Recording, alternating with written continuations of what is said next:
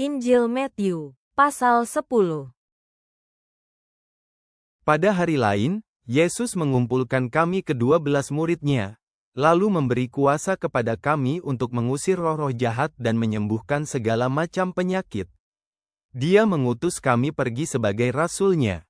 Nama-nama yang diutus adalah sebagai berikut: Simon, yang juga disebut Petrus, Andreas saudaranya, Yakobus dan Yohanes anak-anak Zebedes, Filipus, Bartolomes, Thomas, Matius, yaitu saya sendiri yang dulu bekerja sebagai penagih pajak, Yakobus anak Alfeus, Labes, yang juga disebut Tades, Simon orang Kanaan, dan Yudas dari desa Kariot, yang nantinya mengkhianati Yesus. Sebelum Yesus mengutus kami pergi, Dia berpesan, jangan pergi ke daerah orang yang bukan Yahudi, dan jangan masuk ke kota-kota orang Samaria. Karena aku mengutus kalian kepada orang Israel yang sudah tersesat. Mereka seperti kawanan domba yang kehilangan gembala. Pergi dan beritakanlah bahwa Allah akan segera mendirikan kerajaan-Nya di dunia ini. Sembuhkanlah orang-orang sakit, termasuk yang berpenyakit kulit menular. Juga usirlah setan-setan. Tetapi ingat, jangan meminta imbalan apapun dari orang yang kamu bantu. Kamu sudah diberkati dengan cuma-cuma, maka berkatilah orang lain dengan cuma-cuma. Janganlah membawa uang dalam bentuk apapun. Dalam perjalanan janganlah membawa tas perbekalan, pakaian ganti, sandal ganti, atau tongkat cadangan, karena setiap pekerja pantas menerima apa yang dia perlukan. Kemanapun kamu pergi, baik ke kota maupun kampung, carilah seseorang yang baik hati dan mau membuka pintu rumahnya bagimu. Tinggallah di situ sampai kamu berangkat lagi. Waktu kamu masuk ke rumah seseorang, ucapkanlah salam kepada semua orang yang ada di rumah itu dan doakanlah supaya Allah memberkati mereka dengan ketenangan dan perlindungan. Kalau mereka benar-benar orang baik, mereka akan menyambut kamu dan menerima berkat itu dari Allah. Tetapi kalau tidak, pergilah, dan mereka juga tidak akan diberkati. Apabila orang-orang di sana menolak kamu atau tidak mau mendengar apa yang kamu ajarkan, kibaskanlah kotoran dari kakimu saat kamu meninggalkan rumah atau kota itu. Aku menegaskan kepadamu, pada hari pengadilan nanti, penduduk kota itu akan menerima hukuman yang lebih berat daripada penduduk Sodom dan Gomora. Perhatikanlah, aku mengutus kamu ke dalam situasi yang berbahaya. Kamu akan menjadi seperti domba di tengah gerombolan serigala. Oleh karena itu, hendaklah kamu cerdik seperti ular dan tulus seperti merpati. Waspadalah, kamu sendiri akan ditangkap dan dibawa ke sidang pengadilan agama. Para pemimpin rumah-rumah pertemuan Yahudi akan menjatuhkan hukuman cambuk kepadamu. Kamu juga akan diseret menghadap para pejabat pemerintah dan raja-raja karena memberitakan tentang Aku. Hal ini merupakan kesempatan bagimu untuk bersaksi tentang Aku kepada mereka dan kepada orang bukan Yahudi. Apabila kamu diadili, janganlah khawatir tentang apa yang akan kamu katakan atau bagaimana kamu harus membela diri, karena pada saat itu juga akan diberitahukan kepadamu apa yang harus kamu katakan. Sesungguhnya apa yang kamu katakan pada saat itu bukan berasal dari dirimu sendiri, melainkan dari Roh Allah Bapa yang ada di dalammu.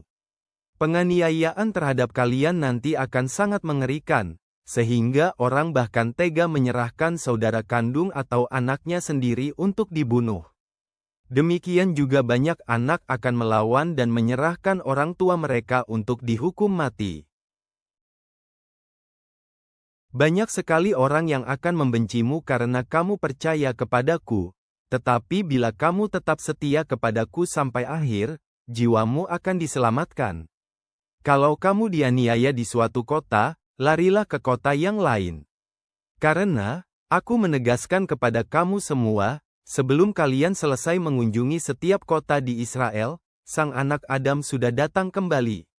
Anak-anakku, janganlah kalian menyangka bahwa kalian akan diperlakukan lebih baik daripadaku. Seorang murid tidak mungkin diterima lebih baik daripada gurunya, dan seorang pelayan tidak mungkin diperlakukan lebih baik daripada majikannya. Seorang murid boleh merasa puas kalau dia diperlakukan sama seperti gurunya. Dan seorang hamba boleh merasa puas kalau dia diperlakukan sama seperti majikannya. Sudah ada orang-orang yang mengatakan, "Aku ini Bilzebul," jadi kalian anak-anakku tentu akan mereka sebut sebagai pengikut Bilzebul juga. Oleh karena itu, jangan takut kepada mereka yang menentang kita. Karena setiap usaha dan rencana jahat manusia yang dirahasiakan, suatu hari nanti pasti akan dinyatakan dan diketahui. Demikian juga, apa yang aku beritahukan kepadamu secara diam-diam, katakanlah itu secara terang-terangan. Dan apa yang aku bisikkan kepadamu, umumkanlah itu kepada semua orang.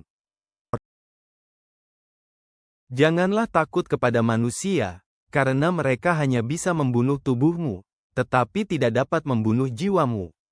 Sebaliknya takut dan hormatlah kepada Allah saja, karena Dia sanggup membinasakan tubuh dan jiwamu ke dalam api neraka. Ingatlah contoh ini, sepasang burung pipit yang dijual dengan harga paling murah. Biarpun begitu, tidak seekor pun mati tanpa sepengetahuan Bapa kita. Bahkan jumlah helai rambut di kepalamu pun Dia tahu. Oleh karena itu, janganlah kamu takut kepada mereka yang melawan kita. Karena kamu jauh lebih penting di hadapan Bapa kita daripada banyak burung pipit. Kalau kamu mengaku sebagai pengikutku di depan orang lain, aku pun akan mengakui kamu sebagai pengikutku di hadapan Bapa-Ku yang di surga. Tetapi kalau kamu menyangkal sebagai pengikutku di depan orang lain, aku pun tidak akan mengakuimu sebagai pengikutku di hadapan Bapa-Ku yang di surga. Janganlah kalian berpikir bahwa aku datang ke dunia ini untuk mengadakan perdamaian. Aku datang bukan untuk mengadakan damai, melainkan pedang, yaitu pertentangan yang hebat. Karena dengan kehadiranku, terjadilah keadaan seperti yang tertulis dalam kitab suci, yaitu, anak laki-laki akan menentang ayahnya, anak perempuan akan menentang ibunya, dan menantu perempuan akan menentang ibu mertuanya. Bahkan para anggota keluarga dekat kalian pun akan menjadi seperti musuh dalam selimut. Setiap orang yang mengasihi ayah atau ibunya melebihi kasihnya kepadaku, tidak layak disebut pengikutku. Setiap orang yang mengasihi anaknya laki-laki atau perempuan melebihi kasihnya kepadaku, tidak layak disebut pengikutku. Setiap orang yang mengikut aku hendaklah berpikir, sekalipun harus mati, bahkan mati disalibkan, aku akan tetap mengikut Tuhan. Orang yang tidak bertekad seperti itu tidak layak disebut pengikutku.